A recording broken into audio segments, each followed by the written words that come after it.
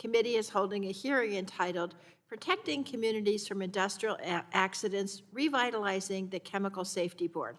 This hearing will examine the ongoing mission, governance, staffing, and other challenges at the Chemical Safety and Hazard Investigations Board. Due to the COVID-19 public health emergency, members can participate in today's hearing either in person or remotely via online conferencing.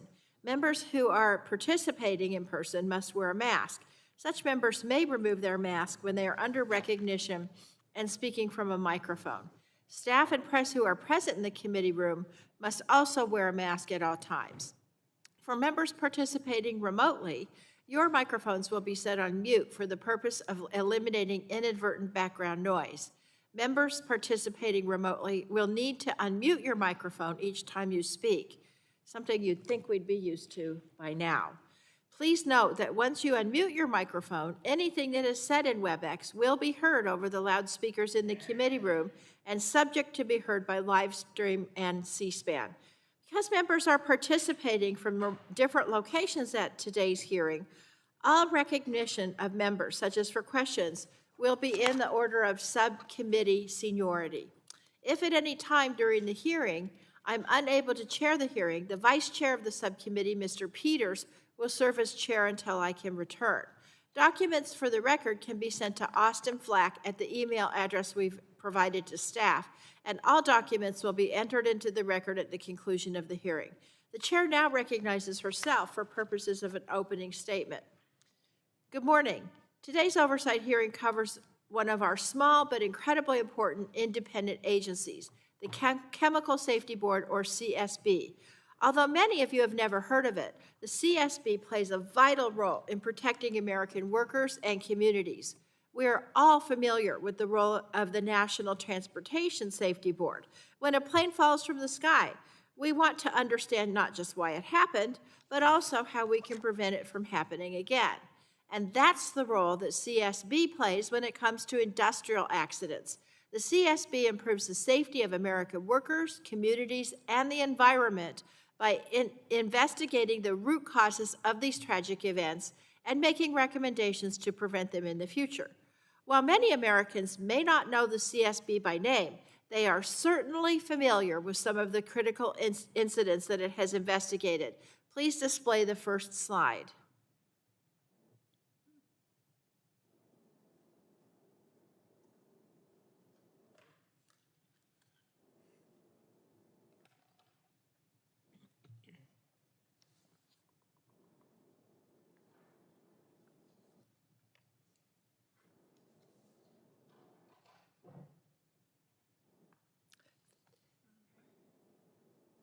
They did practice this in advance.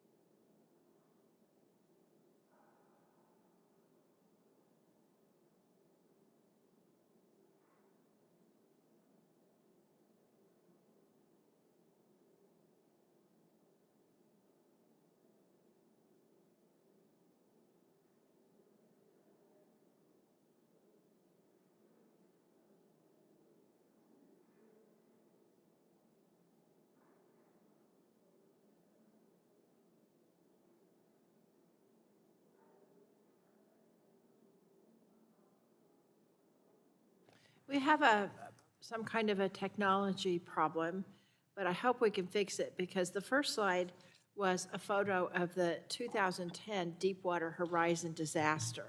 And we all remember the Deepwater Horizon, a sudden explosion and fire on an offshore rig that took the lives of 11 workers and seriously injured 17 others. It also triggered a massive oil spill into the Gulf of Mexico that lasted for 87 days, one of the worst environmental disasters in U.S. history. In fact, this subcommittee held a field hearing in Louisiana to assess the local impact of the spill, and then I and Ranking Member Waxman later sent a letter to CSB requesting that they further examine the root cause of the accident. This was a disaster. In 2005, there was the BP America Refinery explosion in Texas City, just outside of Houston. In that incident, 15 workers were killed and 180 more were injured during the restart of a unit at the refinery. In 2013, Texas saw yet another tragedy, this time at a fertilizer storage and distribution facility in the town of West. A fire within a storage facility triggered a massive explosion of ammonium nitrate. 12 emergency responders and 3 members of the public died.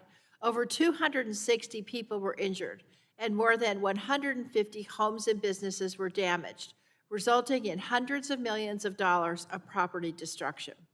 More recently, in 2019, there was a massive fire at the Philadelphia Energy Solutions refinery in Philadelphia, Pennsylvania, where a vapor cloud, including potentially deadly hydrofluoric acid, ignited.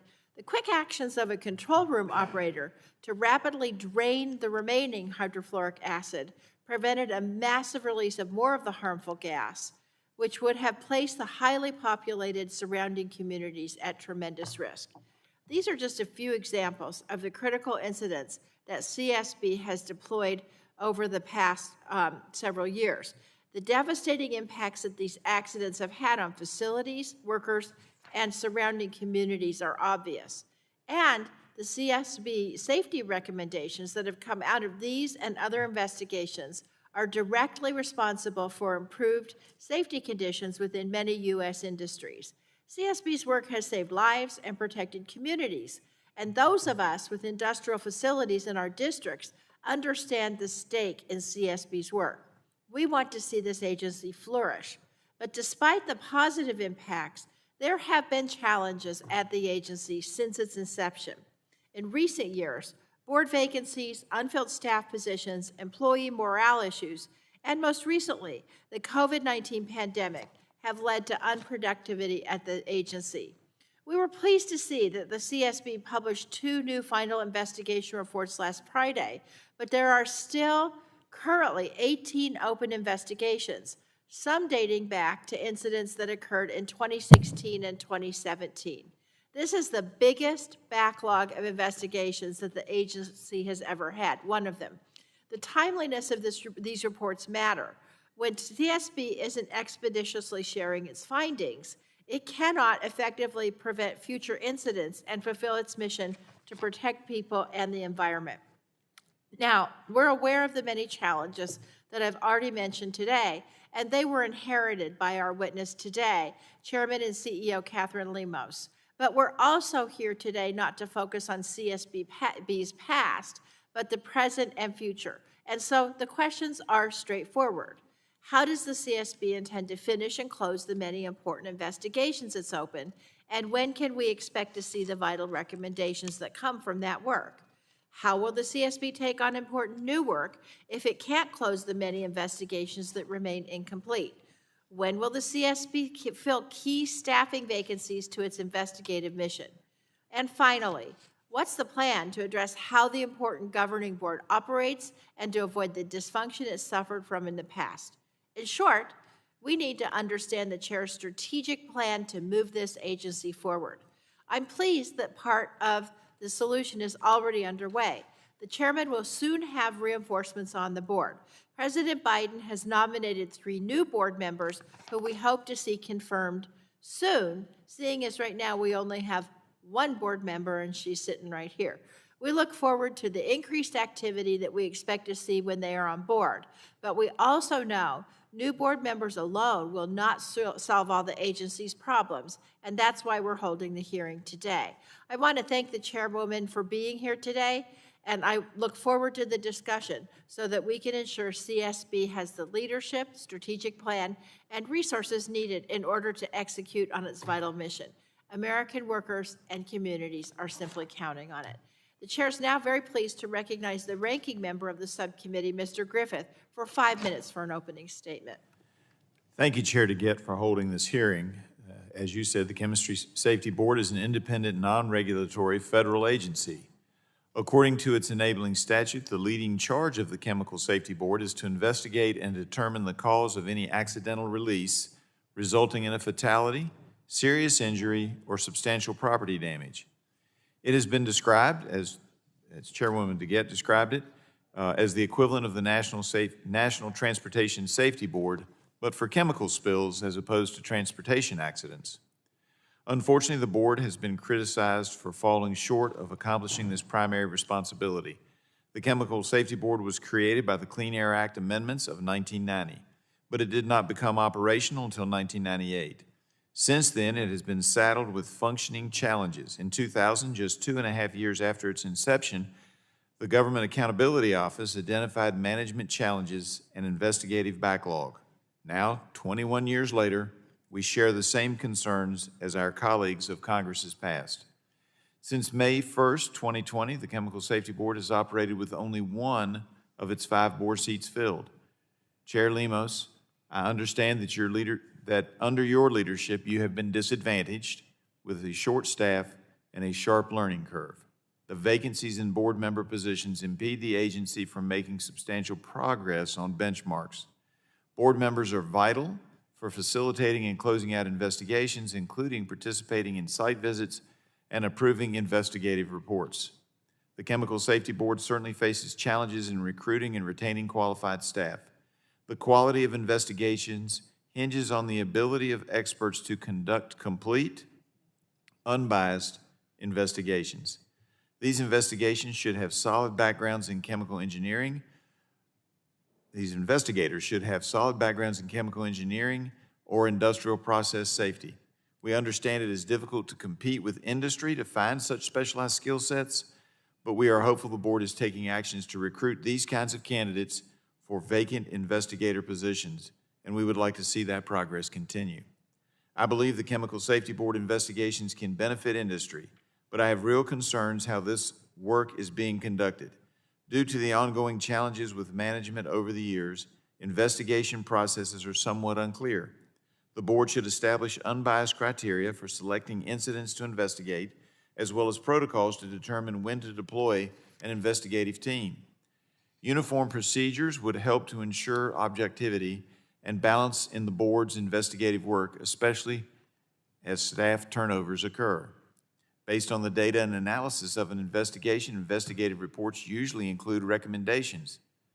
Yet these recommendations have no legal standards. They lack cohesiveness from one report to the next, and an absence of standardized criteria allows for investigative reports to include agenda-setting recommendations that advance a particular viewpoint.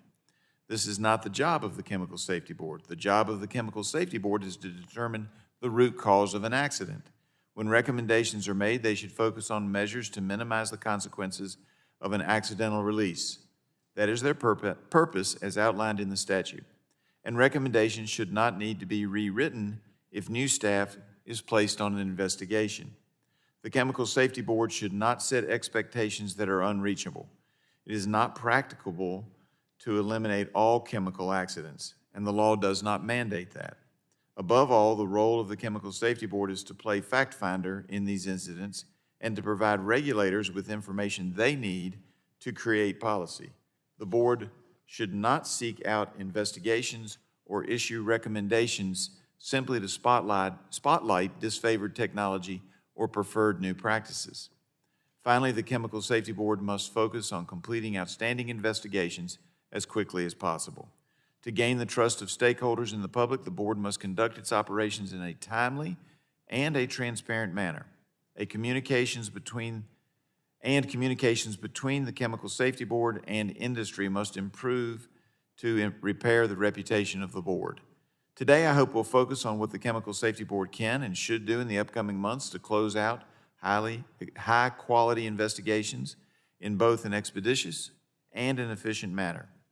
We need to hear from the board on how they will improve internal processes and allocate resources judiciously to complete rigorous and instructive investigations. I thank you for representing the Chemical Safety Board, Chair Lemos, and being here today, and we look forward to your testimony. I yield back.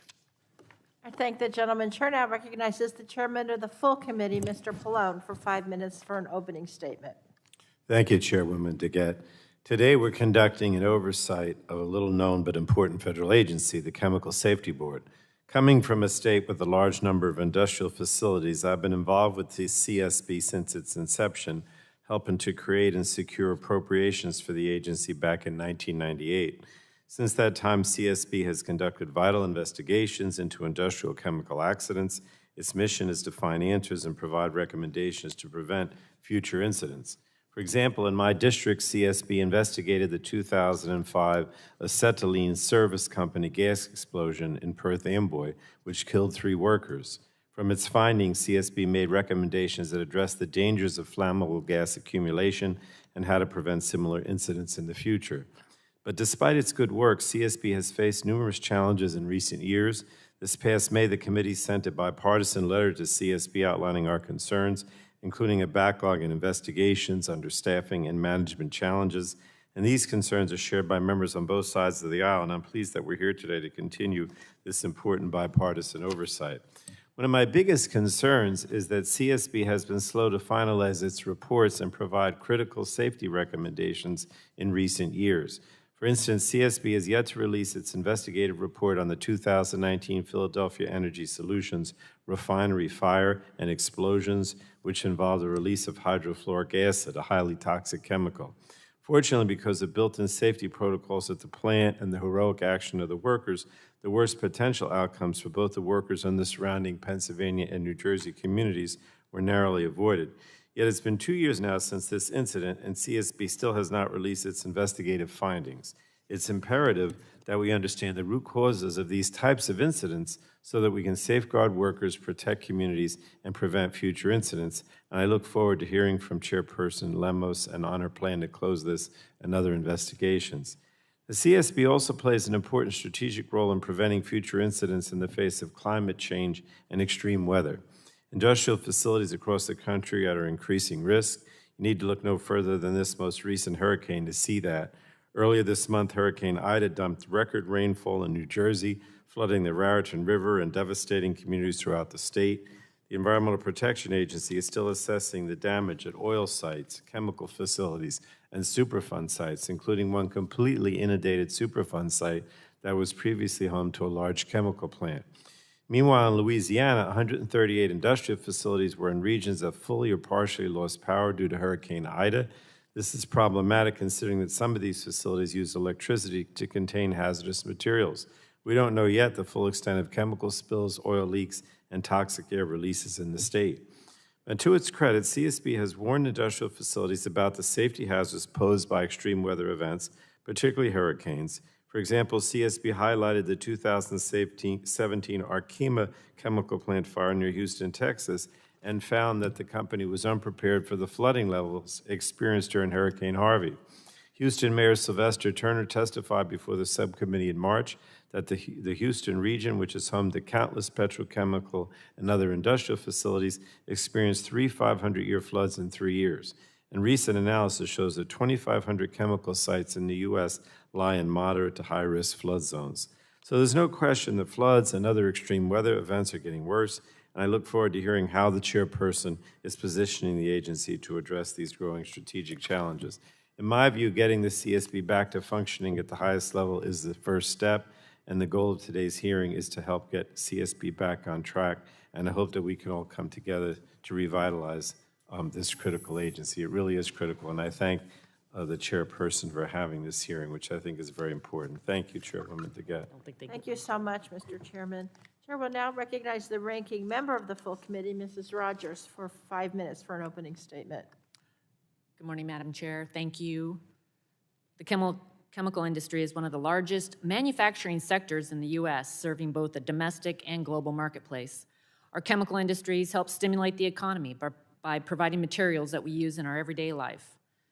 But when major chemical accidents occur, they can result in devastating impacts, including death, serious injury, and significant property damage. These accidents pose a significant risk, not only for workers, but for surrounding communities. In the Clean Air Act amendments of 1990, Congress took a three-faceted approach to address the potential risk from these significant events, using the Occupational Safety and Health Administration, the Environmental Protection Agency, and the Chemical Safety Board. To understand the role of the CSB, it is essential to understand the landscape in which the board operates, including its main players and their designated roles. The EPA has a primary role in addressing accidental releases. The 1990 amendments required the EPA to publish regulations and guidance for chemical accident prevention, preparedness, and response activities at facilities using substances that pose the greatest risk of harm from accidental releases. This act placed EPA in charge of requiring qualifying companies to develop their own risk management plans. To protect workers from injury resulting from accidental releases, the 1990 amendments provided OSHA with standard setting and enforcement authority concerning process safety management. OSHA also provides training, outreach, education, and assistance in this area. Unlike EPA and OSHA, the CSB, by law, is an independent, non-regulatory body established to provide objective knowledge. The board's primary purpose, as stated in the conference report to the Clean Air Amendments of 1990, is to investigate the root causes of accidental releases. This is an important function. Without an independent investigative body searching for the answers, the industry will not have all the valuable information needed to reduce the risk of a chemical accident that causes substantial damage. Unfortunately, though, the CSB has recently failed in fulfilling this mission. Right now, the CSB has a backlog of 18 investigations, not including the 2 investigations were closed last Friday, with the oldest open investigation from 2016. Let me be clear, waiting more than 5 years to close out these timely and important investigations simply is not acceptable. These investigations help companies understand what went wrong to help prevent future accidents. Something must be done to improve the investigative process and end the waiting game for owners and operators of these facilities. I recognize the CSB must have all of its parts working to ensure functionality. Otherwise, it cannot address its investigative backlog and new investigations. A key building block here is quality investigators. They must have chemical or process safety expertise to analyze accidental releases and discover the root causes. It is also crucial that investigators have proper experience and the relevant scientific qualifications to make technically feasible and practical recommendations about how to reduce risk from chemical accidents.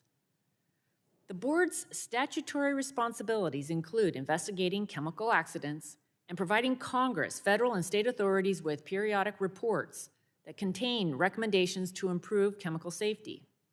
Unfortunately, CSB is not fulfilling those responsibilities. Importantly, the CSB should not be seeking ways to expand its jurisdiction into EPA's or OSHA's authorities. The testimony mischaracterizes, quote, safety recommendations as part of the root cause investigation. While it seems reasonable CSB suggests steps to address a specific accident, its statute seems to suggest something different. Under the law, SAFE is a feature that may be explicitly covered in CSB's periodic reports, not root cause investigations. Moreover, the majority of the law's references to recommendations suggested changes in regulations. The CSB should channel its resources into conducting investigations, especially looking for ways to meet the baseline. It should not use its investigations and the recommendations in its report to push certain agendas. My hope is that the board will resist the urge to become distracted with other priorities and focus on the main task at hand, demonstrating it can color inside the lines by focusing on investigations. Ultimately, workers, communities, and our manufacturing sector depend on it. Thank you. I yield back. I I thank the gentlelady. Chair now asks unanimous consent that the members' written opening statements be made part of the record, and without objection, so ordered. I now want to introduce our witness for today's hearing, the Honorable Catherine A. Lemos. Am I pronouncing that correctly? Lemos? Okay, thank Ramos you. is correct. Chairperson and Chief Executive Officer, U.S. Chemical and Hazard Investigation Board. We really want to thank you for appearing today, and I know you are aware that the committee is holding an investigative hearing, and when we do so, we have a practice of taking the testimony under oath. Do you have any objections to testifying under oath? No, ma'am. Let the record reflect the witness responded no. The chair then advises you that under the rules of the House and the rules of the committee, you are entitled to be accompanied by counsel. Do you desire to be accompanied by counsel today? No, ma'am. Let the record reflect the witness has responded no. And so if you would you please rise and raise your right hand so you may be sworn in? Do you swear that the testimony you are about to give is the truth, the whole truth, and nothing but the truth? You may be seated. And let the record reflect the witness responded affirmatively, and you're now under oath and subject to the penalties set forth in Title 18, Section 1001 of the United States Code. And at this time, the chair will now recognize you for 5 minutes to provide your opening statement. Before we begin, I want to explain the lighting system. In front of you are a series of lights. The light will initially be green, then it turns yellow when you have 1 minute remaining. We'd ask that you try to wrap up at that time, start wrapping up, and the light turns red when your time expires. And so, Chairperson Lemos, you are now recognized for 5 minutes. Thank you. Please let me know if this microphone is adequate, that you can hear me. Just move it a little closer, I A think. little closer. Great. Don't want to take any more time. Good morning. I'm Dr. Catherine Lemos, and I'm proud to serve as the chairperson and CEO of the United States Chemical Safety and Hazard Investigation Board, or CSB. As you know, and if you stated, our mission is to drive chemical safety change through independent investigations to protect people and the environment. This is a critically important mission and one to which we are fully committed. We achieve this mission through 3 strategic goals: to advocate for safety, to prevent for the recurrence of significant chemical incidents, and to maintain an engaged and high-performing workforce. I'd like to address each of these. First, our strategic goal to advocate for safety, which involves achieving change through recommendations, outreach, and education. In total, CSB has released 860 safety recommendations. 742 of those are closed. In FY21, CSB has issued 19 new safety recommendations in comparison to 0 for FY21. A major focus of CSB in FY21 has been advancing and closing previously issued recommendations, because this is a key driver to realizing positive safety change. In FY21, CSB advanced 46 recommendations, 28 closed successfully. In comparison, in FY20, CSB advanced only 15 recommendations, 4 closed successfully. Another strategic goal is to prevent recurrence of significant chemical incidents through independent investigations. Over the years, CSB deployed to 146 incidents. Even through the pandemic, following our COVID safety plan, which we implemented very early on in my tenure, CSB has continued to efficiently deploy to meet our mission. In FY21, CSB made a commitment to increased transparency, and we have demonstrated this through initiating live board meetings upon completion of our investigations. In FY21, utilizing this new transparency process, we completed 3 investigations: Aghorn, AB Specialty, and Evergreen Packaging. This compares to only 1 completed investigation in FY20. We are working diligently to complete the remaining 18 open investigations. Due to enhanced internal processes developed this year, we are poised to complete investigations more efficiently moving forward. Our third goal, it is to create and maintain an engaged, high-performing workforce. After accepting this role last year, I was shocked to learn of how low the staff numbers actually were. Our agency is critical to the safety and the well-being of our workers, the public, the communities, and our environment. To address this, we have prioritized hiring a robust, diverse, and engaged mission product team. And by year-end FY23, our plan is to have an all-time high number of investigation and technical specialists on the mission product team. We have also increased technical contractor support with expertise in specialized fields such as metallurgy, blast modeling, and equipment testing. To create more stability at the agency, we are hiring key support staff and leadership at the career level. Finally, CSB looks forward to onboarding new board members.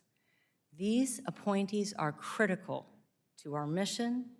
They bring unique subject matter expertise and additional perspectives that helps to ensure the integrity of our products while enhancing our advocacy. Ultimately, we are committed to the CSB mission, we are committed to its growth, and we are committed to ensure that we can respond and react properly to catastrophic chemical events. Thank you, and I look forward to your questions. Thank you so much, Chairperson Lemos. Chair now recognizes herself for 5 minutes for questioning. And as I said in the opening statement, today's discussion is really focused on where the agency is right now and what we need for it for it to function going forward. And so I just want to ask you a series of questions, Chairperson, and if you can answer as briefly as you can, that would help because, of course, we each only have 5 minutes to question. Now, as we all talked about on both sides of the aisle, CSB investigates some of the most consequential industrial accidents in the United States. Is that correct? Yes, ma'am. And the purpose of those investigations is to identify the root causes and then make corresponding safety recommendations to prevent future incidents. Isn't that correct? Yes, ma'am. So conducting these investigations and then informing the public of its findings is really the bread and butter of CSB's work, and I know that you agree with that. So let's talk for a minute about the investigation backlog, which I know you are striving mightily to reduce. But as many of us on both sides of the aisle said, there are 18 open investigations, some which go back to 2018. So my first question to you, Chairperson Lemos, is do you currently have a strategic plan and scheduled timeline to close each of the 18 open investigations? Chairperson, do you have a plan to close each of those 18 investigations? Yes, Chairwoman, we have a plan, and I'm looking for my specific notes on the data for that right now. Okay. So hold just a moment.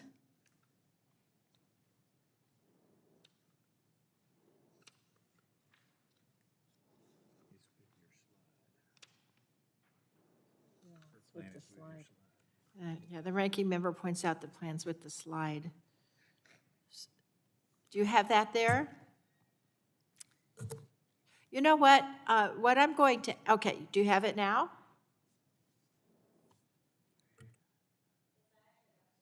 Can you turn your mic on, please? So sorry. I actually have two different aspects.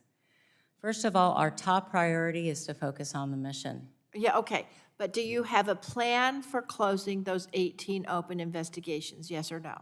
Yes, And can you give me a copy of that plan?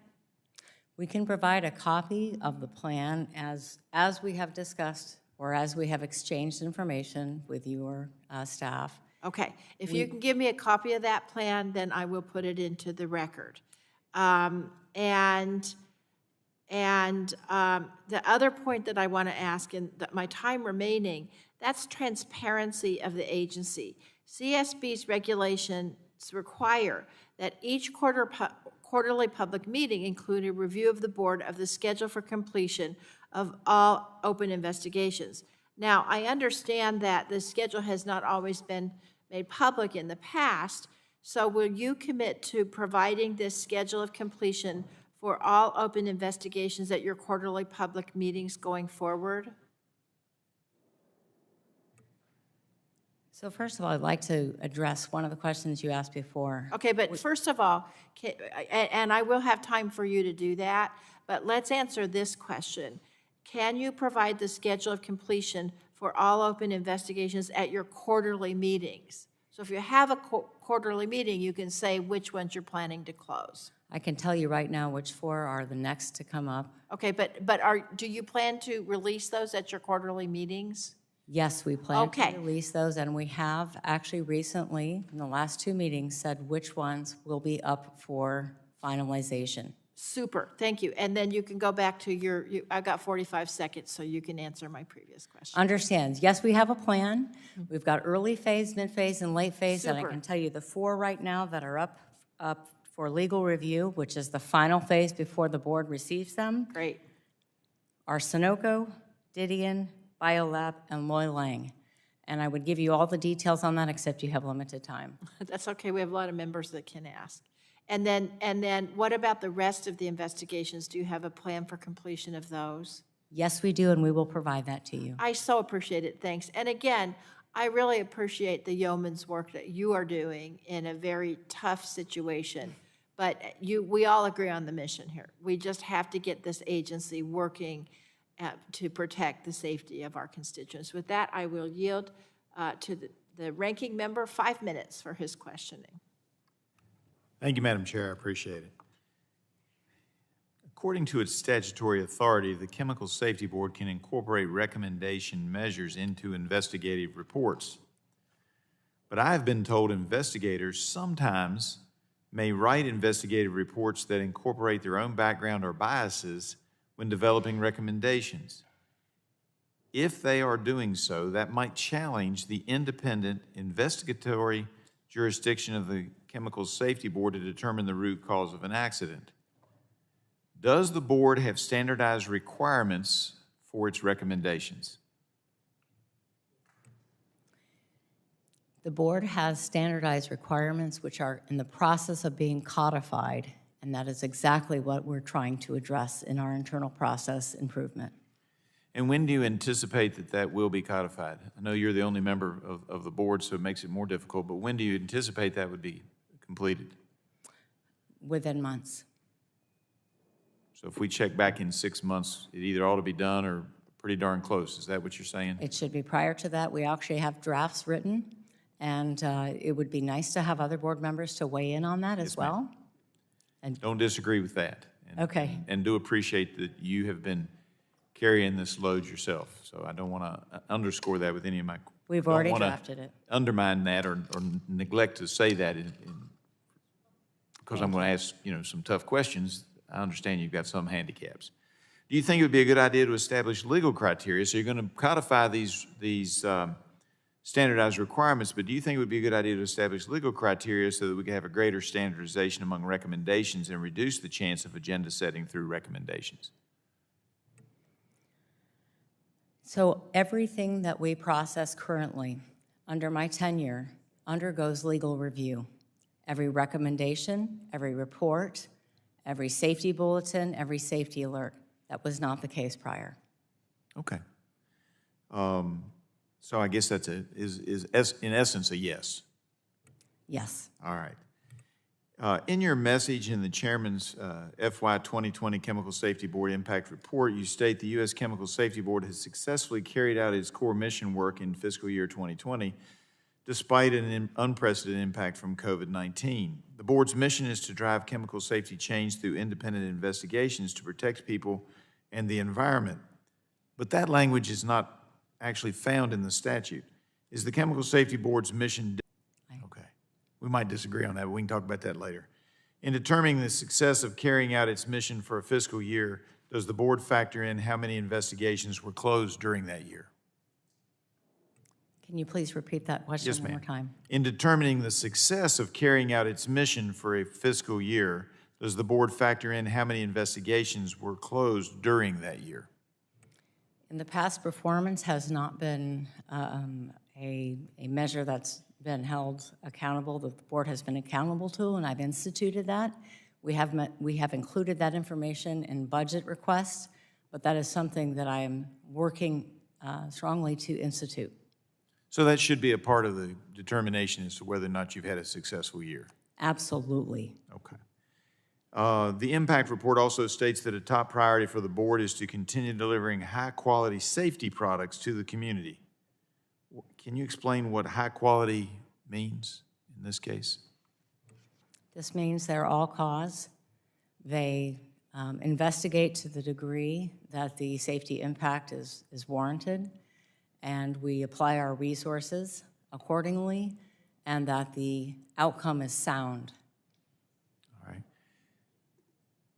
What were prior Chemical Safety Board products lacking that caused you to establish different standards to improve the quality of the work product?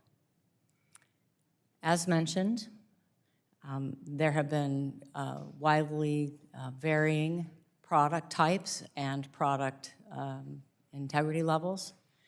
And it's having come from the NTSB and having been at the FAA receiving those recommendations and reports, it's really important that you have consistency in your logic flow from the facts to the findings to the conclusions to the recommendations. And that is something that we have been working on vehemently this past 6 months to a year. All right. Thank you very much. I yield back. Thank you. I thank the gentleman. Chair now recognizes the chairman of the full committee, Mr. Pallone, for 5 minutes. Thank you, Chairwoman DeGette. I wanted to focus on CSB's strategic role in addressing climate change risks to industrial facilities. As you know, thousands of our chemical and petrochemical facilities are in low-lying areas that are vulnerable to flooding. Just this past month, Hurricane Ida caused a serious risk of power outages and flooding at a number of facilities in my state, Louisiana, New York. And I'm pleased that CSB's guidance and recommendations began to address climate change and extreme weather following Hurricane Harvey and the resulting Arkema chemical plant fire in 2017, but we have to do more. Many facilities seem to be caught off guard by catastrophic events driven by climate change. So let me ask the chairperson, what more should industrial facilities be doing to prepare for a changing climate, in your opinion?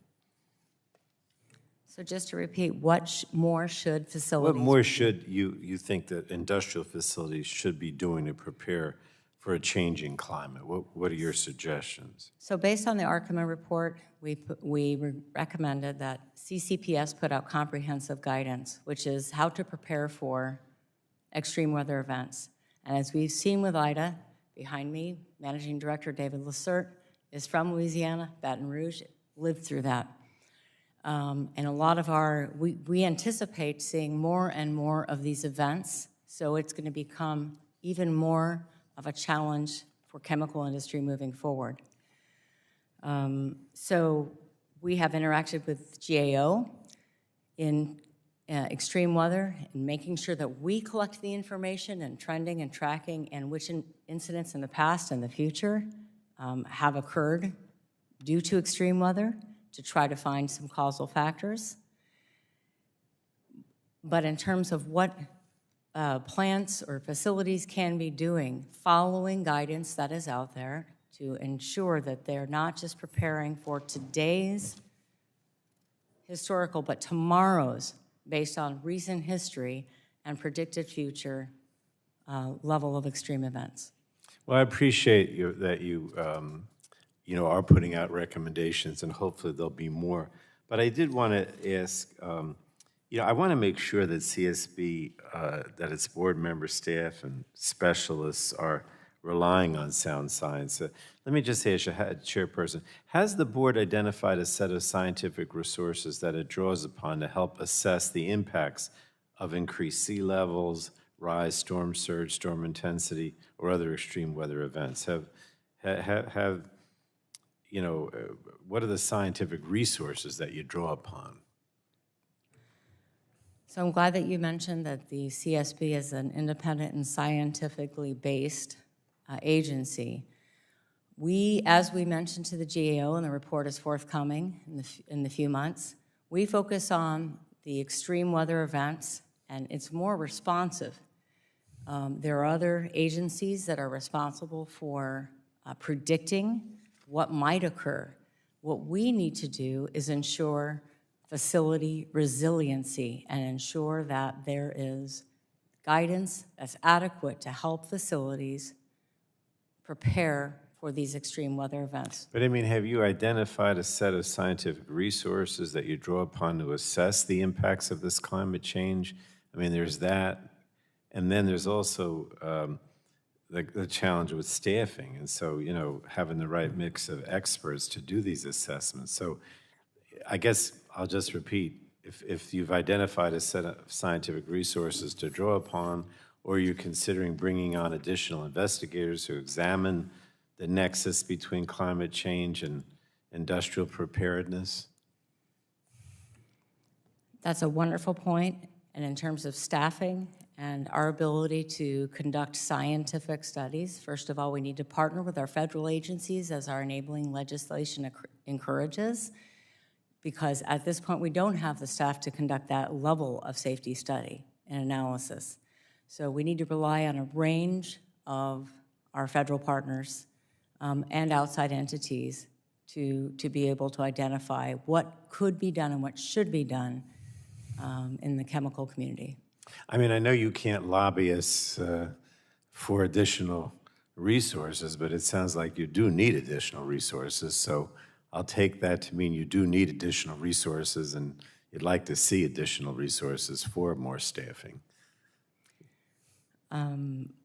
I'm certainly not lobbying. I'm telling you that there's only so much that we can do with the resources that we have, and we would appreciate fully funding what we have requested. I believe that we're on an upward trend. We have, hired more staff. They're joining. We're likely to get more board members. I believe that's an upward trend, and we're going to maintain that staff and engage them. But to be able to conduct all of the activities in our enabling legislation, which is to conduct safety studies in addition to investigations, although investigations is the primary, we would need that additional staff to be able to carry that out effectively and fully. Thank you. Thank you so much. Thank you, Madam Chair. You're welcome. Thank the gentleman. The chair now recognizes Mrs. McMorris-Rogers for 5 minutes. Thank you, Madam Chair. I believe it's important that we focus on the mission of this board, the Chemical Safety Board, and before we start talking about more people and more resources, let's make sure that the board is actually even fulfilling the mission that, as currently stated in the statute. And I think it's clear that members on both sides of the aisle have concerns about the effectiveness and the outcomes of the board with the current staff and current levels of funding. On the CSB website, it states that the investigative process generally takes 6 to 12 months to complete, and a draft report is then submitted to the board for consideration. Reports may be adopted through a written vote of the board or in a formal public meeting during the incident site or in Washington, D.C. Dr. Lemos, can you walk us through the investigative process currently, and if we can expect new investigations to be completed within the stated timeline of 6 to 12 months? I think to answer your question, 6 to 12 months, if you look at our history, that's not the timeline that things have been closing. But the community and our agency is accountable to actually meet a more rigorous timeline. If you look at our counterpart, the NTSB, it's about 2.5 years for a major investigation. Part of the problem, or part of the challenge, is that our agency has moved to an all-or-nothing full investigation, 160-page report, or not at all. And part of what I'm trying to do is return to what the CSB used to do and what the NTSB does, and provide a range of products such that we can get out immediate safety recommendations and products within that time frame. So do you believe that the 6 to 12 months is the right timeline? Or if it's not the right timeline, then do you think Congress needs to evaluate the timeliness of CSB's work? So I believe that the enabling legislation says 1 year. 1 year is very aggressive, especially for a major investigation. I believe that less than that is very reasonable for a minor investigation. The oldest investigation in the backlog is from 2016. Do you think that the recommendations for that report, assuming the investigation is closed, at some point, if implemented, would be outdated or carry less weight, as these recommendations would have a year or so after the incident? There's no doubt that the delay has a negative impact on the safety. Thank you. But we do have the ability to issue urgent safety recommendations if identified any phase of the investigation. Okay, and the chairman's FY 2020 Chemical Safety Board Impact Report, it states that 1 investigation was closed. If there's a backlog of 18 investigations, does it mean it would take 18 years to address only the backlog? Or do you have a plan for an accelerated process for backlogged investigations? Thank you for that question. We absolutely have a plan for accelerated closure. We've already executed on that. We did 3. We completed 3 this year versus 1 last year. There were different reasons for that. And I've already committed to 6 in the coming year, and we've already identified 4 that will be coming to the board before the end of the year or early in the next year. I would like to have other board members to vote on those with me, but that would close the 3 oldest plus 1 of the newer. The statutory purpose of the CSB and the Clean Air Act is to investigate root causes of accidental releases. Have you discussed providing alternative types of work product besides an investigative report that identifies the root cause in a condensed bulletin report form? I'm so glad you mentioned that, because that's exactly what the CSB used to do and what the NTSB does. And so by providing a range of products, a safety bulletin, a safety case, one of the most impactful reports I've ever read was from 1998, 2 events and 8 pages in a safety bulletin, unrelated, but they both, unrelated industries, but they both dealt with management of change. Those were out, I believe, within 6 to 8 months. That is what we need to be able to accomplish. Thank you. I yield back, Madam Chair. I thank the gentlelady. Chair now recognizes Ms. Rice for 5 minutes. Thank you, Madam Chair. Ms. Lemus, if we could just go down, I'd just like to talk about the nuts and bolts. I'd just like to talk about the nuts and bolts of the agency.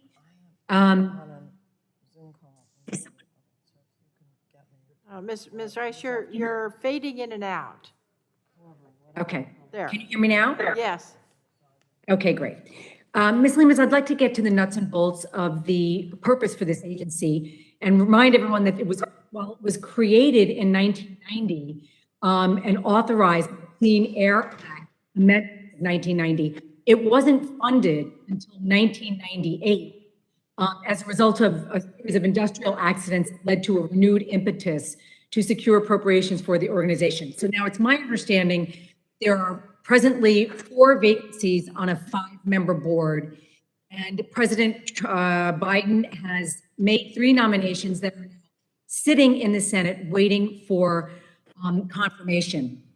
So I'm sure that that is providing an enormous amount of difficulty for you to actually carry out the mission of this organization, seeing as you're the only board member out of a 5-member board.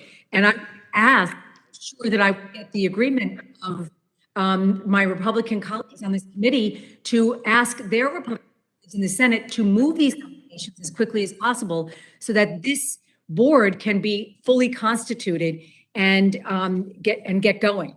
So that's number one. Number two, I understand that there are or were 40 full-time employees, 20 of whom were investigators.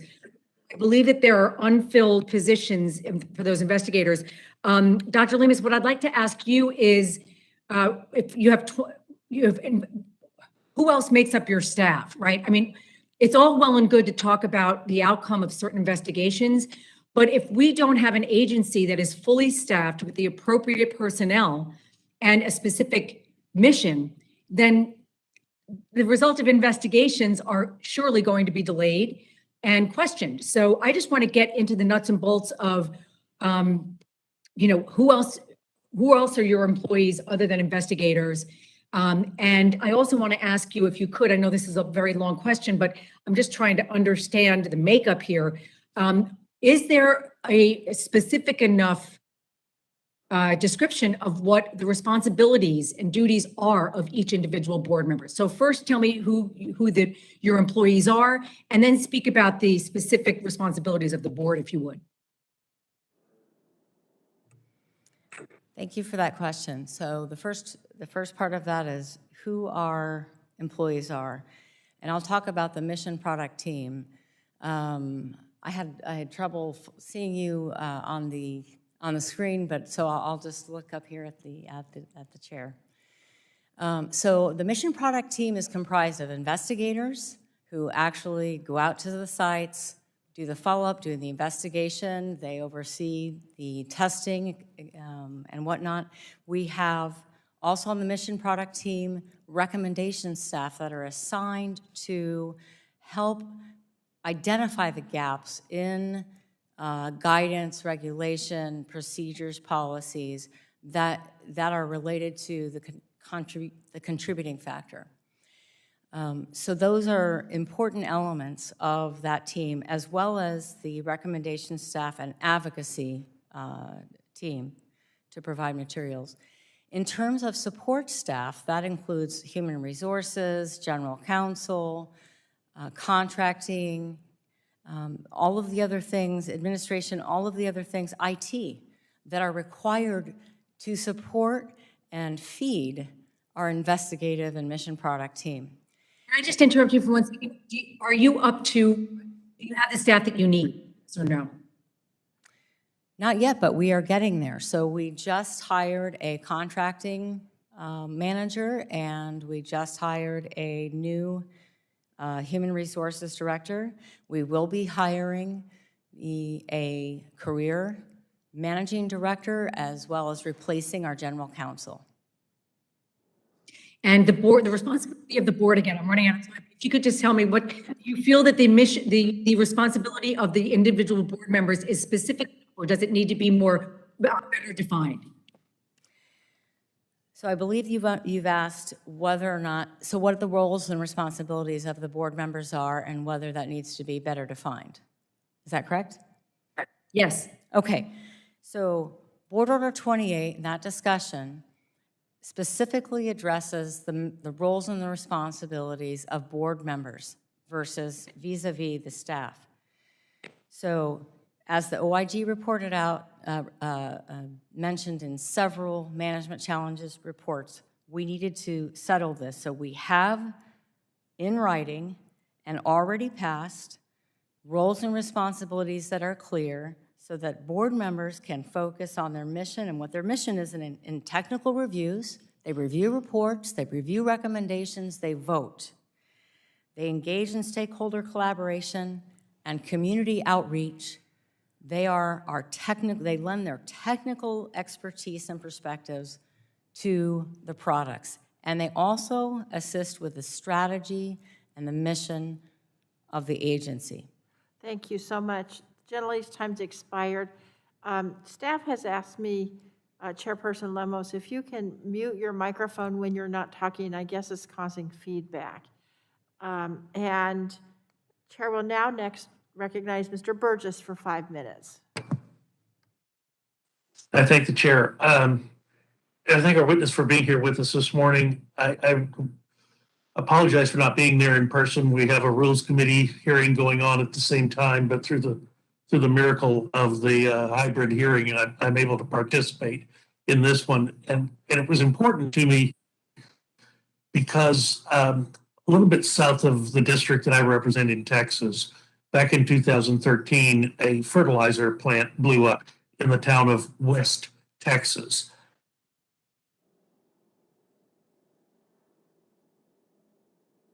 Dr. Burgess, we've lost your audio.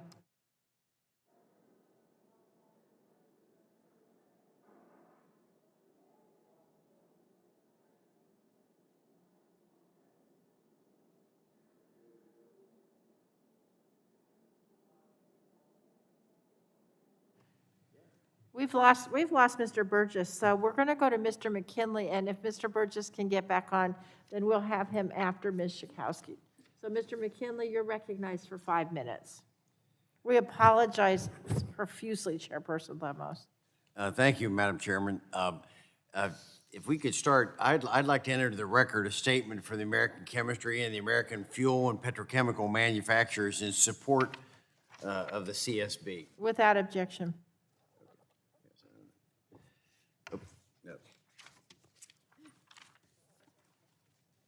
So, Dr. Lemus, the role of the CSB is to investigate. I've heard all the testimony before. They investigate accidents and determine the conditions and circumstances that led up to those accidents, and identify the cause or causes so that similar events might be prevented.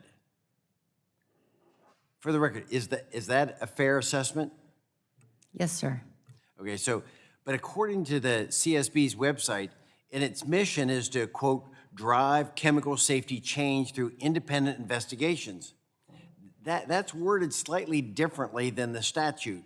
And the phrase, quote, drive chemical safety change seems to suggest some form of an attempt to regulate chemical safety, which we've heard testimony, that's really the responsibility of the EPA.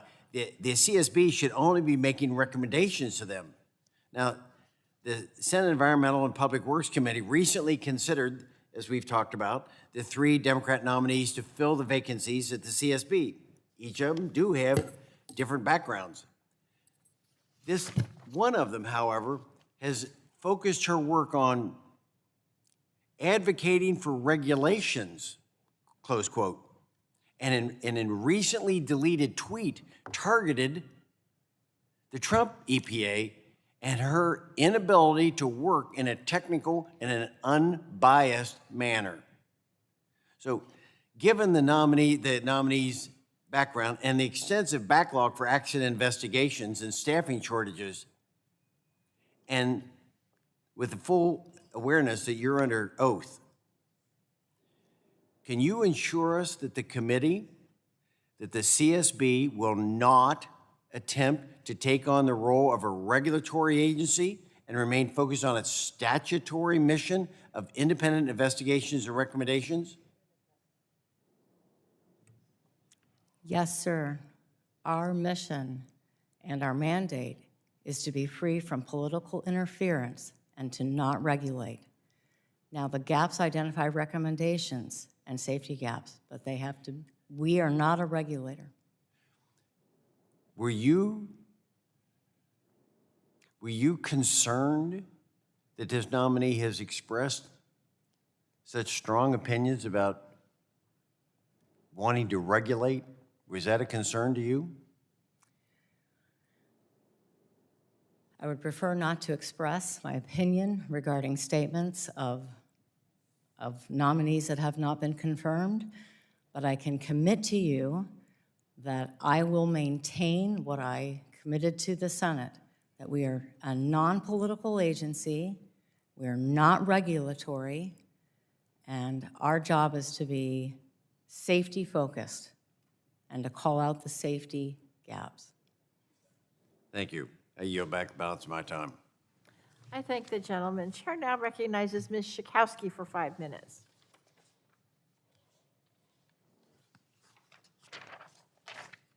Thank you, Madam Chair. Thank you, Ms. Lamone.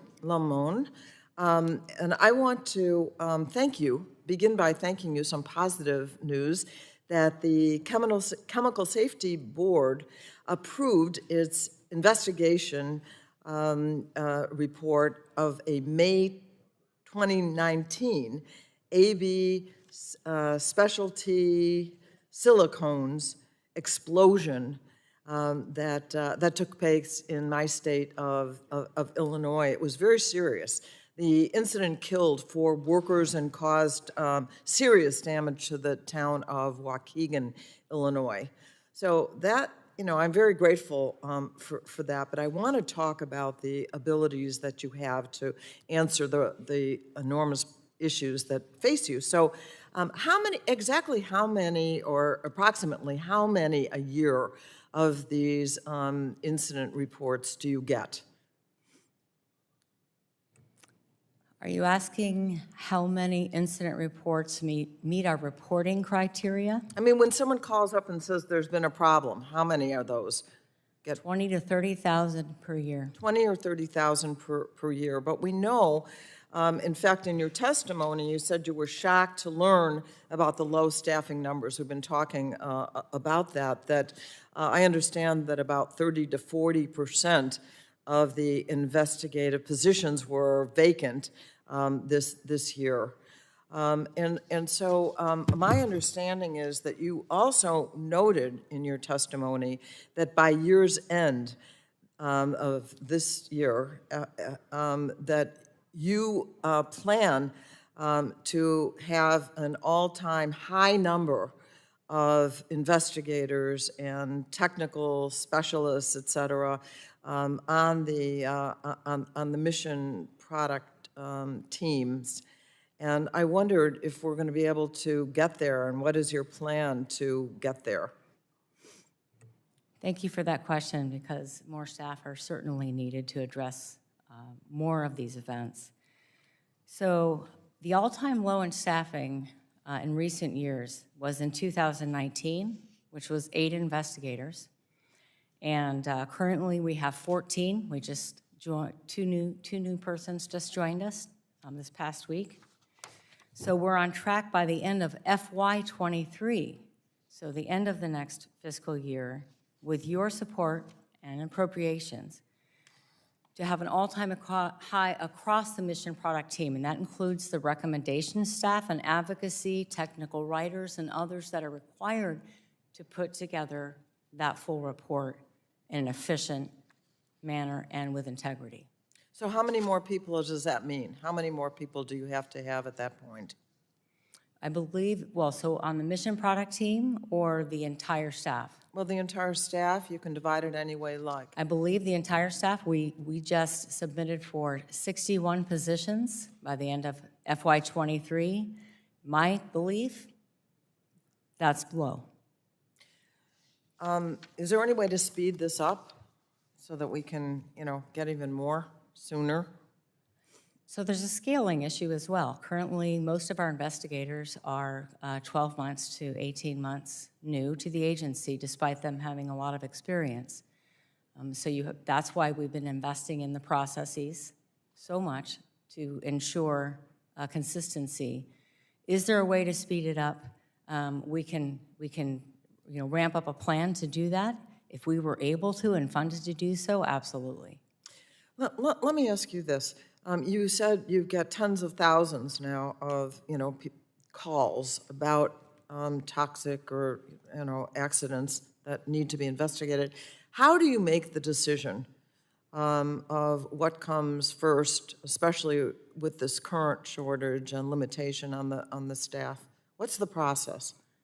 So that's a good question. So of the 20 to 30,000 reports per year that we receive, I'll just say from the reporting event, since the reporting criteria last year, March of last year at the end, 88 actually qualify. So we determine that based on the criteria of fatality, injuries, environmental impact. There is whether or not it's a critical driver on our list and the potential safety impact that it has. However, our attempt to take a range approach of our products will allow us to address all of those 88. 20 to 30,000, and you're saying that 88 actually qualify, that's it? That none of those others your agency can address in any way? That's the max that gets So qualified? it's important, well, it's important for us to be able to track and trend incidents and to be able to identify high-risk areas. But 20 to 30,000 incidents, which may not meet our reporting criteria, but are reported to us based on what we request, are important. And I do know that the regulatory agencies also track these events. Okay, I'm out of time. I appreciate that, thank you, and I yield back. I thank the gentlelady. Chair now recognizes Mr. Long for 5 minutes. Thank you, Madam Chair. And Ms. Lemos, are desk investigations different from regular investigation, and if so, how? So I appreciate the question regarding desk investigations. Desk launches are what I'm referring to, and that's actually not a formal name. We don't have that. We're still exploring the model and the method by which to have a more agile approach to addressing the range of events that we see. Okay, and why might an accidental release not warrant a deployment of investigators to that site? We have to prioritize with limited resources. We can't deploy to every single accident, nor is it necessary to deploy personally to each and every incident. Given a backlog of 18 investigations and new incidents occurring to investigate or need to be investigated, can work be done at the desk to determine whether or not to deploy to an ordinance, allocate resources that might be impactful for investigations to the industry? So we're maintaining an agile approach moving forward. Again, we have to codify with the staff. I would like other board members to weigh in as well. But with the staff, we're taking this approach that if you're familiar with the NTSB, who we were crafted after, they complete hundreds of accidents through the help of their federal counterparts. And in my confirmation hearing and process, it was encouraged upon me to reconsider the degree to which we utilize our federal counterparts to help us carry out our investigations. And what's your personal role in closing out investigative reports, and how will this shift or change if the 3 CSB board nominees are confirmed by the Senate? Just to make sure I heard the question, if they are not confirmed? Pardon? Just to confirm the question, you are asking what is going to be the impact if they are not confirmed? No, if they are confirmed. We will continue forward just as we are now with closing investigations. There will be some training time and some education when you have 3 new board members at the same time. Obviously, that's a challenge to take on. But we will have increased advocacy and community engagement, and that's critical to the success of our agency. Okay, so I'm going to repeat the question to make sure that you got it and I got it, and that might have been the way that you answered, but my question was, what is your personal role in closing out investigative reports, and how will this shift if the 3 CSB board nominees are confirmed by the Senate? What's your personal role in that? My personal role, the difference when there's just a board of 1 versus board of 4, correct? Uh-huh. I will have other perspectives. We will debate the matters in live forum. We will have other perspectives. That's going to be the difference in closing those out.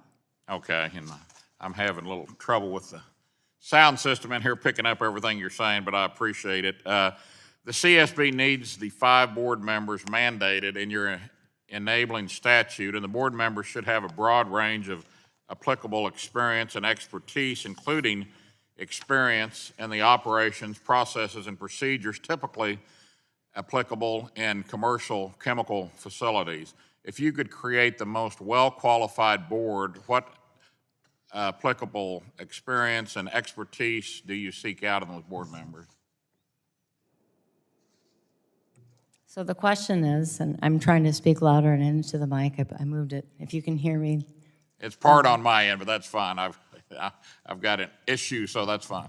Excellent. So the type of experience that is mentioned in our enabling legislation really just describes the range. Safety management systems, human factors, toxicology, those familiar with chemicals. It takes a range of backgrounds, and it's very rare for someone to have all of those together. Okay, thank you. And I appreciate you being here today, and I yield back, Madam Chair. I thank the gentleman. Chair now recognizes Mr. Tunko for 5 minutes. Thank you, Madam Chair. And certainly as a subcommittee chair on this standing committee of Environment and Climate Change, I have great interest in the operational qualities of CSB.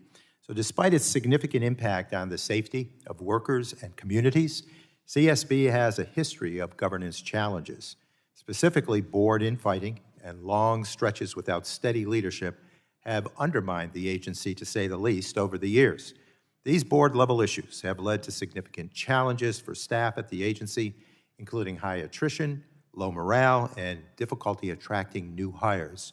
As we have heard today, 3 new board members will hopefully soon be joining this agency. So, Chairperson Lemos, I know you would like to prevent history from repeating itself.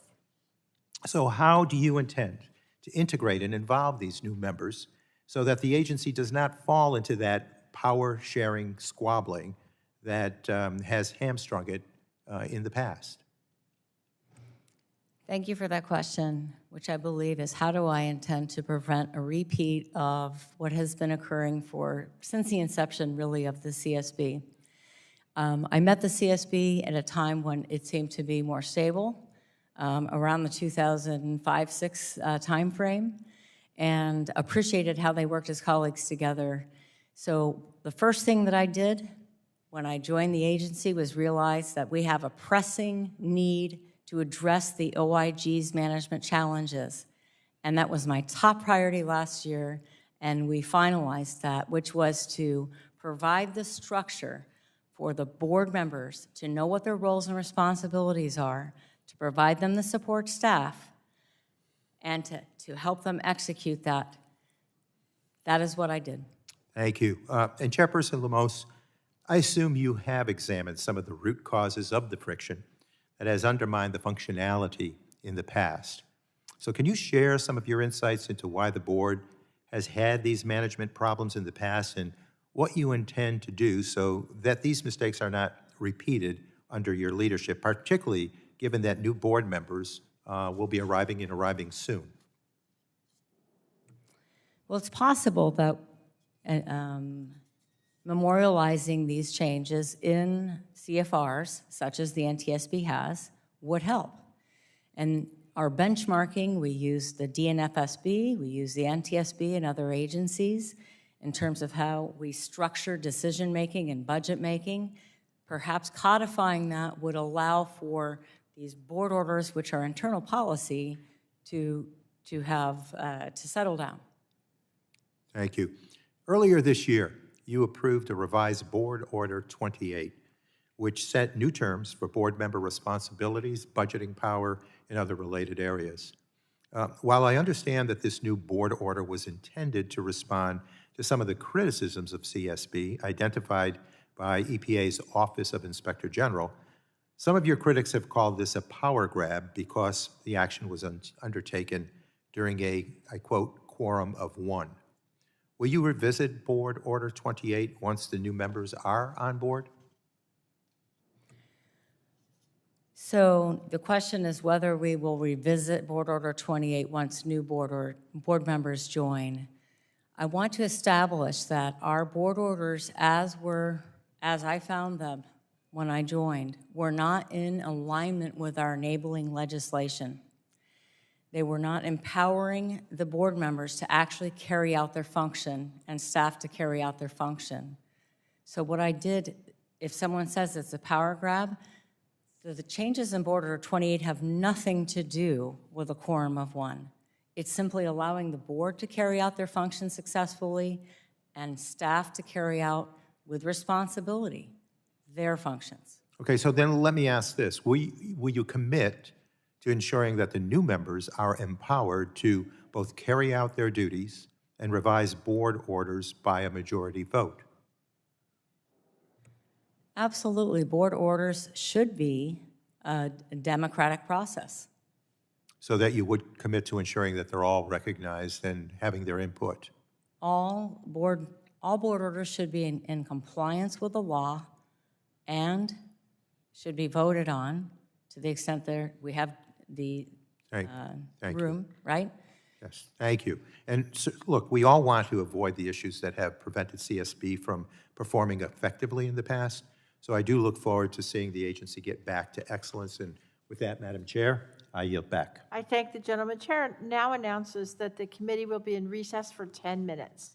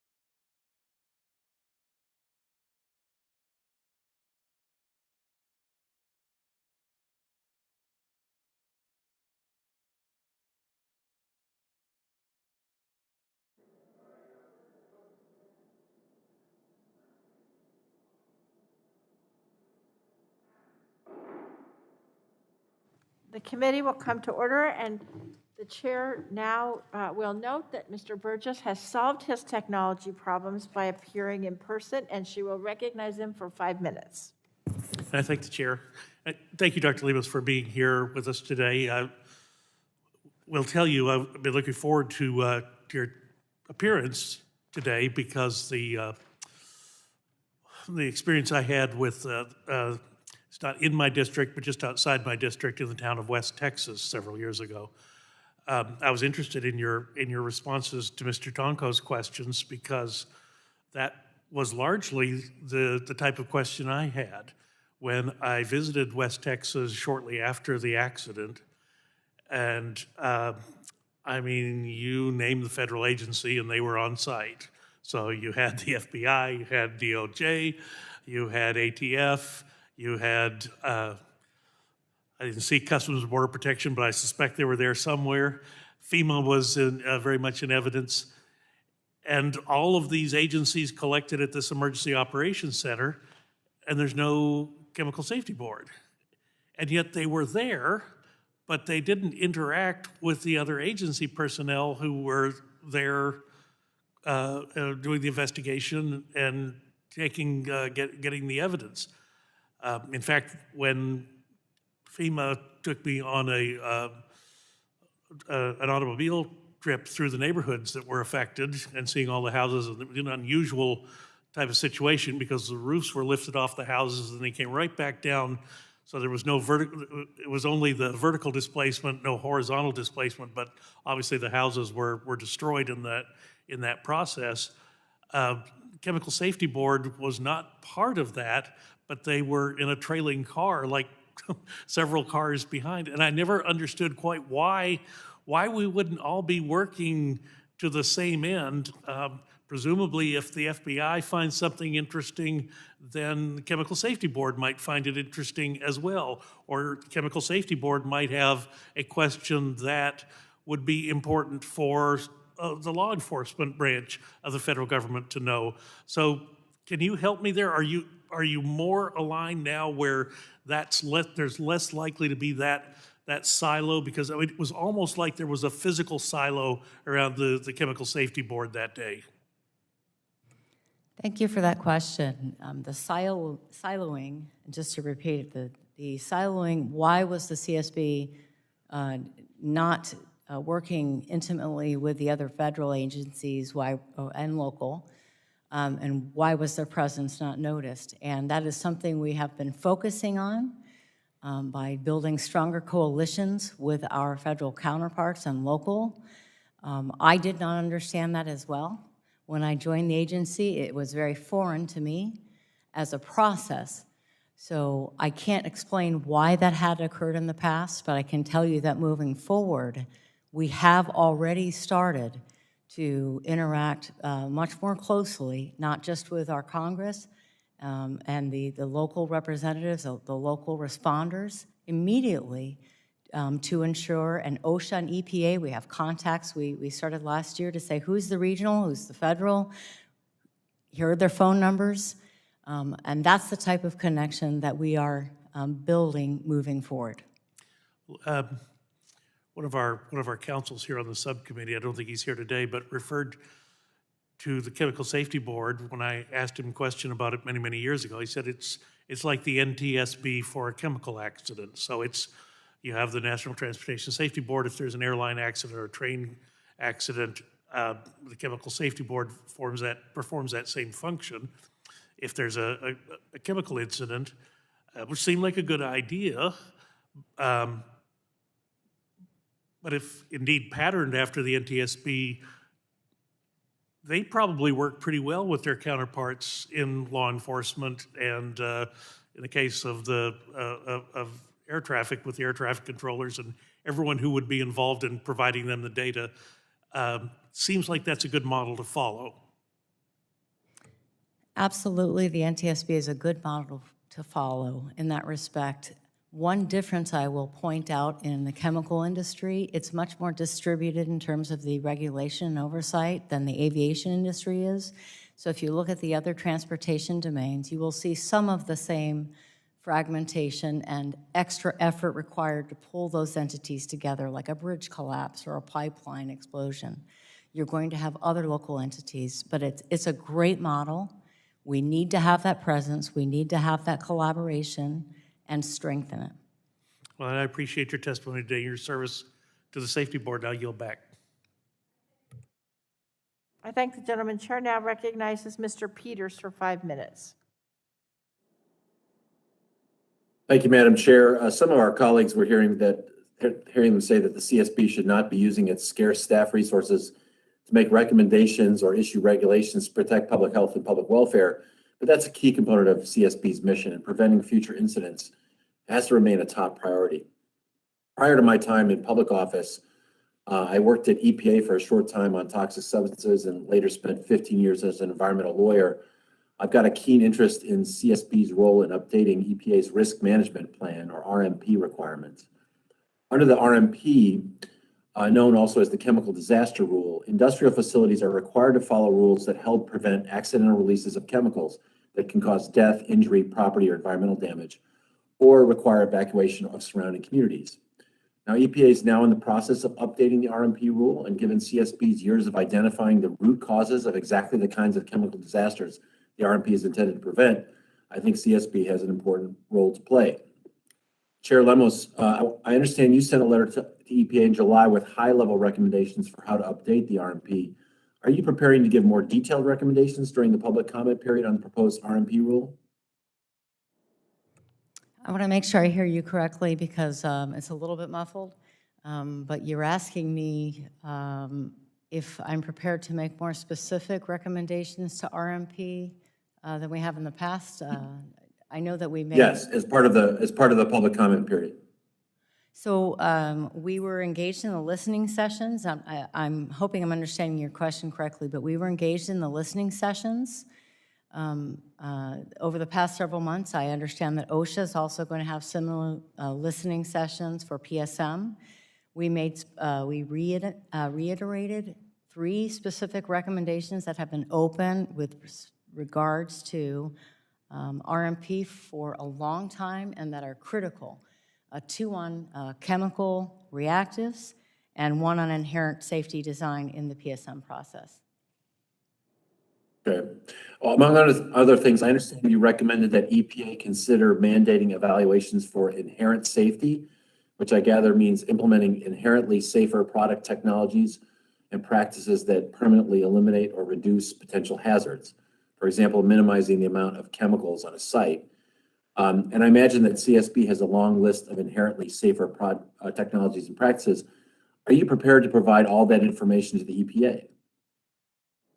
Absolutely. In fact, in preparation for the letter to the EPA regarding inherent safety, which we reiterated, and I'm a strong believer in the life cycle and design and inherent safety at all levels of the process. I counted how many, I worked with our staff to count how many recommendations we've made to entities, industry, any recommendation that was related to inherent safety. And that sort of data, I think, would be very useful and powerful. Great. So closely related to the RMP program is the Occupational Safety and Health Administration's, OSHA's Process Safety Management Program. That PSM program is similarly focused on preventing the mishandling or release of highly hazardous chemicals. And to my knowledge, OSHA has not announced its intention to update its program the way EPA is updating its RPM program. In the absence of an active effort by an agency to update a program like this, what do you see as the advocacy role for CSB to push for regulatory changes that could reduce the risk of chemical disasters for workers? So some of the efforts, you're asking about specifics for PSM that we have been recommending, just to confirm? Yeah, how would you want to affect the PSM, right? So we, last year, myself and some of the new staff met with OSHA and EPA to speak about both of their programs and the most highly prioritized recommendations. After the explosion in Beirut, we also reiterated some of our recommendations for PSM that came out of the West Texas event. So that is the Psm Modernization and to take into account similar things that we're asking for EPA to account for as well, to include reactives. So we will do a comprehensive analysis. We have an advocacy team, and we will also look at what are the gaps in the PSM. I mean, we already have an analysis on that. I don't have it in front of me, but I'd be absolutely pleased to provide it to you. I'd love if you could provide it to the subcommittee. I just urge you to work closely with EPA as they update the rule, make sure they have all the relevant information to prevent future chemical incidents. And my time has expired. I yield back. Thank you. I surely thank the Vice Chair. I'm now pleased to recognize Mr. Palmer for 5 minutes. Thank you, Madam Chairman. Ms. Lemos, my colleague, Mr. Peters, talking about the EPA, and I want to ask some questions related to that in the context of who investigates the investigators. The EPA was involved in a couple of major chemical spills, the Gold King mine in Colorado, and which, frankly, the remedy that should have been afforded to the people impacted by that hasn't yet been afforded them. But there was another EPA-caused spill in Georgia, in Greensboro, Georgia, that the EPA, I think, attempted to cover up. Does the Chemical Safety Board have a role or even a responsibility to engage in the investigations of spills like that where it's caused by another government agency? So I want to make sure I understand your question. I'm having a little difficulty hearing. So you're asking if the CSB has a role in investigating accidents, and I didn't hear the rest of the sentence, sorry. Accidents caused by another federal agency, in this case the EPA. They caused the Gold King mine spill that dumped millions of gallons of toxic water, included zinc and other chemicals, cadmium, lead, down the Animas River that impacted Indian reservations, impacted everything pretty much downstream. But a few weeks after that, they were involved in another spill in Greensboro, Georgia, which my understanding is they attempted to cover that up. It was just a few weeks, like I say, after the Gold King mine spill. So who investigates the investigators? Would the Chemical Safety Board have a role in going in to investigate something like that?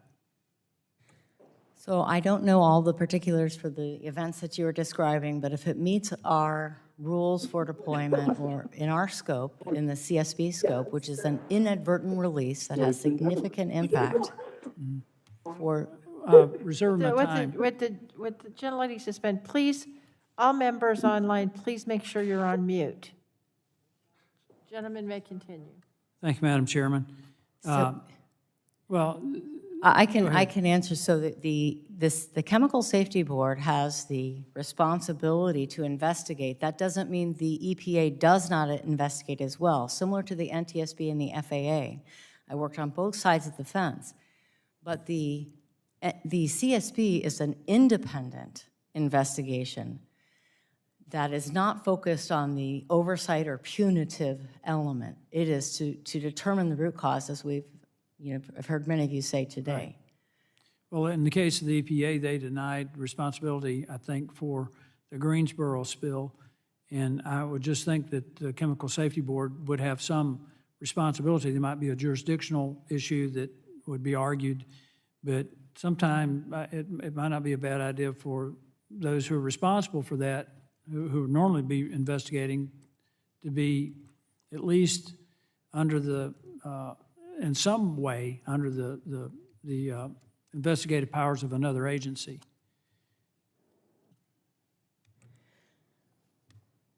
So there are some circumstances, and we're facing some of those today, where some parts of the EPA have jurisdiction because it could be of criminal nature. Just as if there is a malicious intent, ATF would take over. So I'm not positive, but there are some circumstances where we defer to other federal agencies in those circumstances we still continue to investigate. Well, I know you're a board of one right now, but I think you may have been on the Oversight Committee when we were looking into the employee dissatisfaction, what was going on with the board, and the retaliation against whistleblowers. Are there any plans in place to improve employee satisfaction to protect whistleblowers and others who work at the Chemical Safety Board?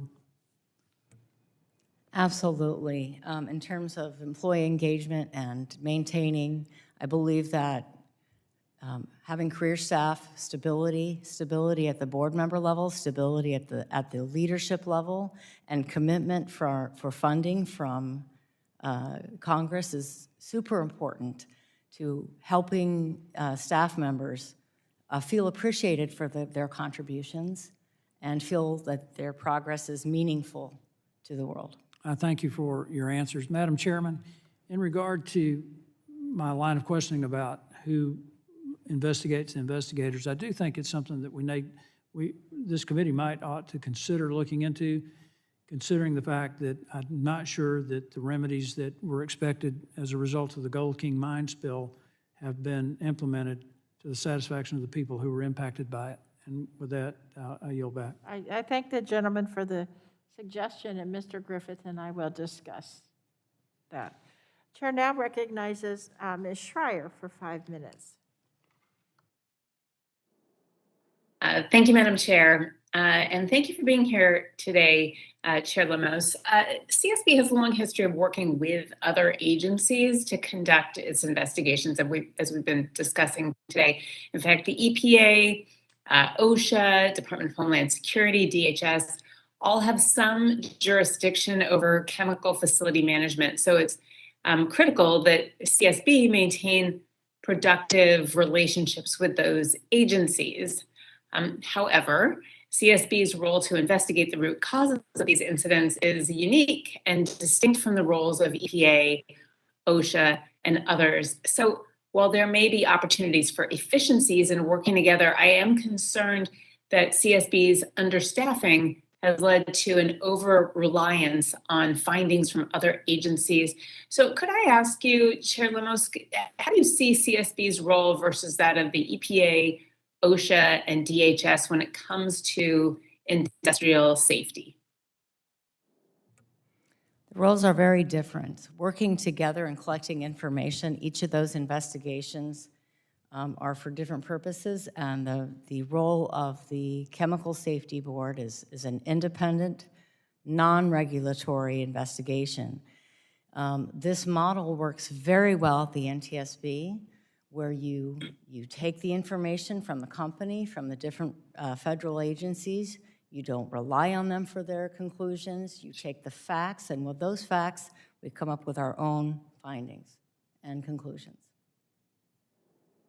And do you feel like you have the appropriate support to take that information and come up with independent findings? And I understand the fact finding together, but I would imagine you have slightly different angles. Can you talk about that a little bit? EPA versus OSHA versus DHS?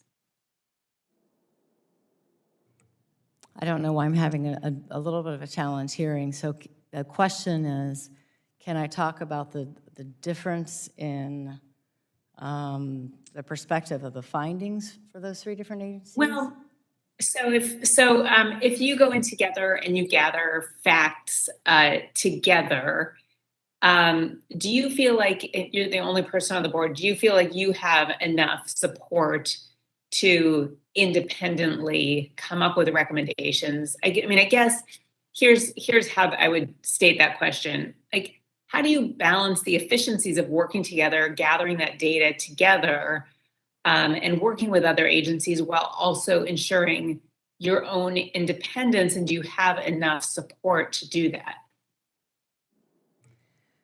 We certainly are asking for more support. If that's the theme that we gather today, I hope that everybody gathers that we need more support. OSHA and EPA certainly have far more staff to carry out their work. We exchange information. If we collect information, for example, an interview together, The information that we ask is not used for punitive purposes, so it has to be collected separately by those other agencies. Our staff is incredibly knowledgeable. They are able to sift through the facts and the circumstances, and they continue to ask additional questions, so it's not relying on any one source of report when we are working together and collaborating with our federal counterparts, despite the fact that they're regulated. Just because of my time constraints, also, I just wanted to touch on the importance of public comment, and I wondered if you could comment on reinstating public comments, because we have heard that according to the July 2021 stakeholder letter, that United Steelworkers and other organizations did not have opportunities to provide public comment at two recent meetings, March 5th and April 2nd. Can you touch on that? Tell us if that is true or not. Are you providing notice of your meetings? And if not, why not? And also, can you commit to providing a 60-day notice for when your meetings are coming up so that there is transparency and public comment? Yes, so I'll be efficient. Two things. One is the notice. 60 days is in our internal policies. I believe it's 2 days or 10 days. I think 2 days in our CFRs. We have been doing a better job at providing advance notice. In terms of public comment, it's important, and in fact, even during public meetings, we have been receiving public comments and responding to them, just not in the verbal format. We have emails and we respond to their questions. So I think it's really important to distinguish between a public meeting where we discussed board issues, business issues, which is unheard of at the NTSB, frankly, and board meetings where public can have insight, similar to this meeting where the public can view and have insight into the process, but not be weighing in. So I do believe in an enhanced transparency, and that's what our public meetings are doing. We have been putting all of our public meeting notes and comments on the website, the transcripts and verbatim, my specific notes that we speak. So we will be addressing that, and I believe that additional board members will help with that community engagement and public voice. Thank you. Thank the I yield back. gentleman. Chair now recognizes Mr. Dunn for 5 minutes. Thank you, Madam Chair. I yield my time to the ranking member, the Honorable Morgan Griffith. Gentleman's recognized. I appreciate that. Thank you. I appreciate it. Let's go ahead and finish up that last question. Part of the question dealt with steel workers, and you dealt with all kinds of things, but you didn't talk about that specific situation. Could you, because I think my colleague would like to know, can you specifically reference the complaint by the steel workers that they didn't have an opportunity to be heard? So I've had numerous engagements with USW via stakeholder meetings on video as well as through letter. I haven't heard a complaint specifically only from the USW that they were not allowed to comment.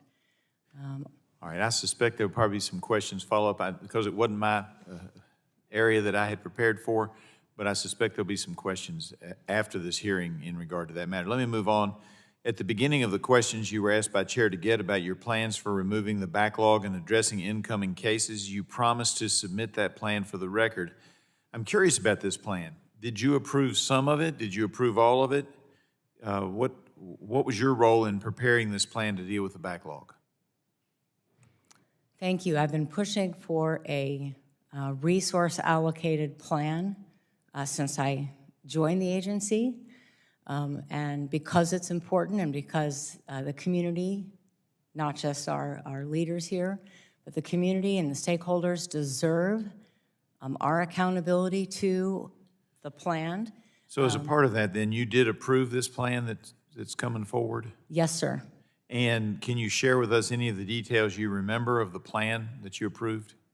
Well, I can tell you the 4 that are coming up for closure, and I've tasked this plan and working that with my managing director who's sitting right behind me, who will be presenting that to you all. Okay, I appreciate that. Regarding extreme weather, setting aside that the statute is agnostic about causes that you investigate, how much is the climate and extreme weather work you told Chair Pallone that you're doing, how much is that taking away from the investigations that you need to do and to complete? So to date, we've only had one completed investigation that was attributed to extreme weather, which was Arkema. There are other investigations in the past that we could go back and find. We have one other currently, which was due to extreme weather, that's under investigation. That's Biolab. So as they come up, we're going to attend to them. So I can't say that we're not taking a time away from any other investigation. Okay, so I guess and maybe I misunderstood, that's certainly possible, which is why we have hearings, to try to sort this stuff out. My understanding was that you all were also working on some things that people ought to be doing, recommendations to prevent extreme weather having consequences in the future for other facilities. Was I correct in that? So there are no staff that are currently tasked to studying extreme weather or any other specific thing because... Except as an outgrowth of the two investigations you just mentioned. I'm sorry? Except as an outgrowth of the two investigations that you just Correct. mentioned. And our GAO report, which we had, to engage with, and their report is coming out, and that involves extreme weather and climate change and the EPA and the CSB and a number of other agencies. Okay. I just want to get that clarified. With that, I will yield back to my colleague, Dr. Dunn. Madam Chair, I have no further questions. I yield back the remainder of my time. I thank the gentleman. Chair now recognizes Mr. Joyce for 5 minutes.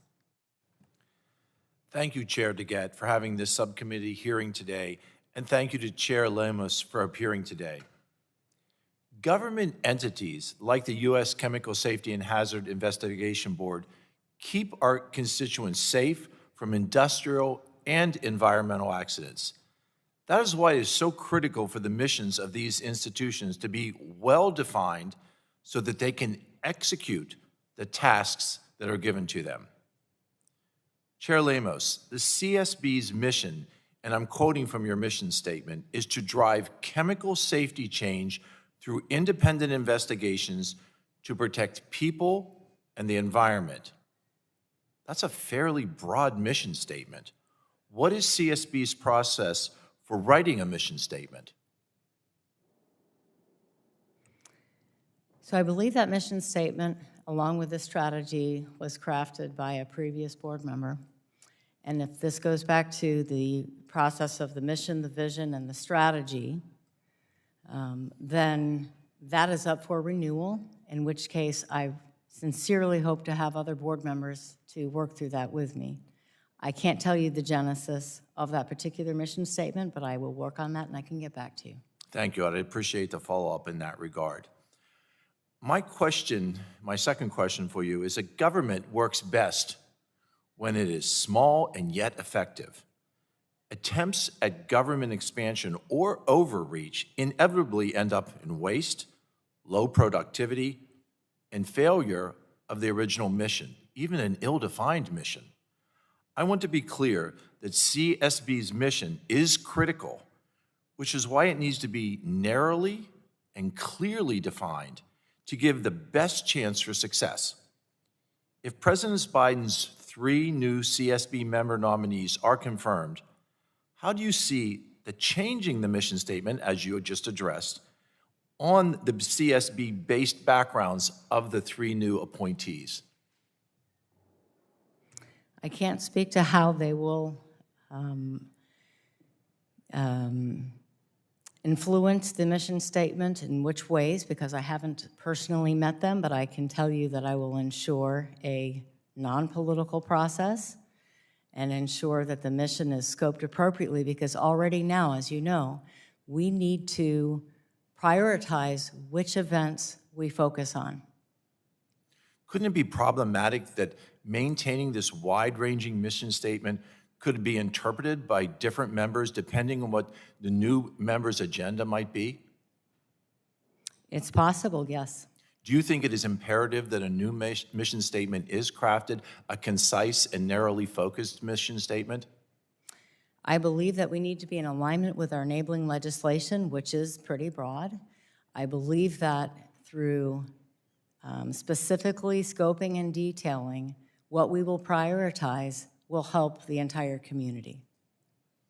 On that note, the Senate legislative history states the principal role of the new Chemical Safety Board is to investigate accidents to determine the conditions and the circumstances that led up to the event and to identify the cause or causes so that similar events might be prevented.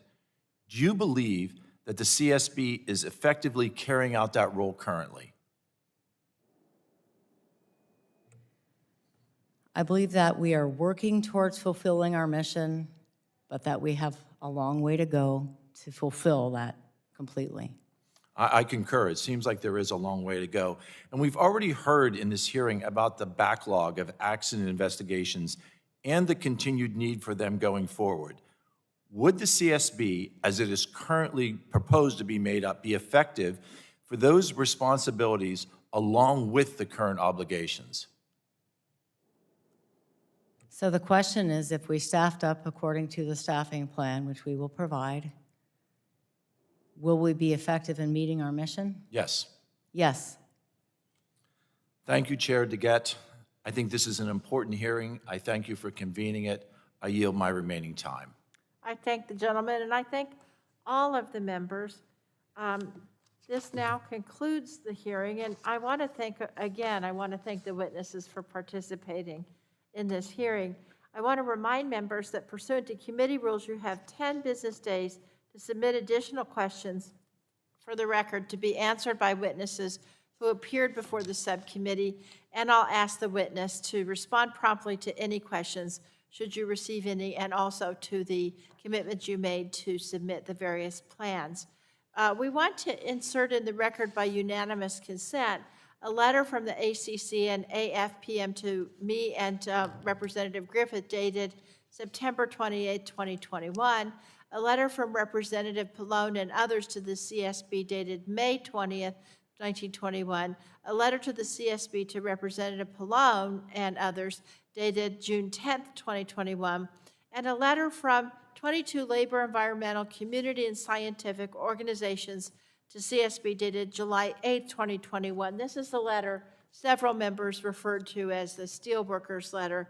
And without objection so ordered, Chairperson Lemos, the letter from the 22 organizations is comprehensive in their recommendations to many of the challenges you're facing at CSB. Does the agency plan to provide a formal response to that letter? Yes, thank you for clarifying that point, because that certainly helps the questions. We have already responded to them, but we would not respond prior to our continuing our conversation with you and being here today, knowing that this was up and coming.